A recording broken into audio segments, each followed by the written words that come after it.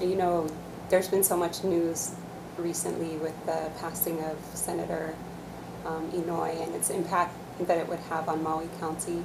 Can you discuss a little bit about um, maybe your thoughts about his passing and how that will affect the island residents? Senator Inouye was one of the nicest persons you could ever get to know. And he really truly cared about the community, so much so that he's dedicated his entire life to providing for the state of Hawaii. And 50 years in elected office, much of it in the U.S. Senate, to the point where he became the senior member of the U.S. Senate. That kind of a person is irreplaceable. And I don't ever believe we'll have anyone that will be able to duplicate the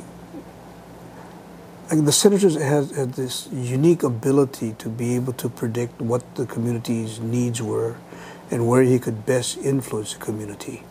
When we needed an economic engine, he looked at the tech park and creating the supercomputer on the Big Island. He created the pharmaceutical college, East-West Center on Oahu, brought in barking sands and military installation, beefed up Pearl Harbor and all of the military ships that are there, and kept the fleet going. He was able to help the University of Hawaii and build much of what's the campus. Our MEDB, Maui Economic Development Board, virtually all of the programs that they have had some kind of help from the senator. Our observatory up in Haleakala, all of the Science City there, has help from the senator.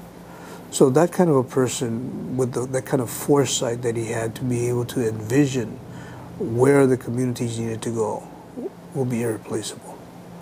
Now, from a technical standpoint, the legislature at the United States level is based on seniority.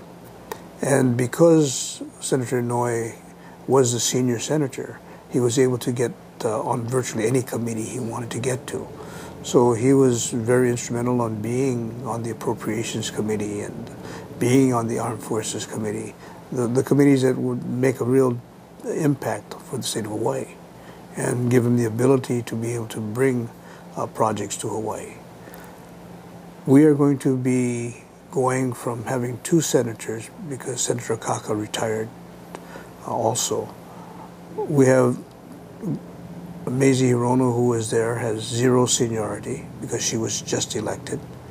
Whoever replaces Senator Inouye will have 0 seniority. In the House of Representatives, Tulsi Gabbard, brand new, 0 seniority. Colleen Hanabusa has 4 years. So when you look at our capability of having major influence and being put on the right committees, it's in all probability not going to happen. And the senator's uncanny ability to be able to shift money to Hawaii and to get all of these major projects going, H3, we could talk on and on. Virtually every major economic engine that was created had the senator's hand in it. But the new people will not be able to have that capability. And what we don't want to have is we don't want to have a situation like this occurring, because we're going to have to build seniority. We really need someone in the Senate that can be there long enough to gain 30, 40, 50 years of seniority.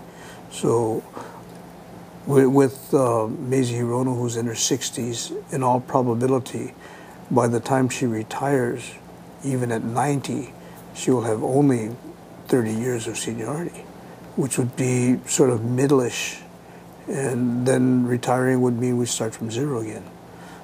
We want to be able to create a cycle whereby we have seniority all the time, or the ability to have at least one of our legislators with good seniority while the other one is being groomed as a new legislature. So that's the scenario we need to be able to create, and it's going to be very difficult in this climate that we have to gain seniority for at least 20, 30 years.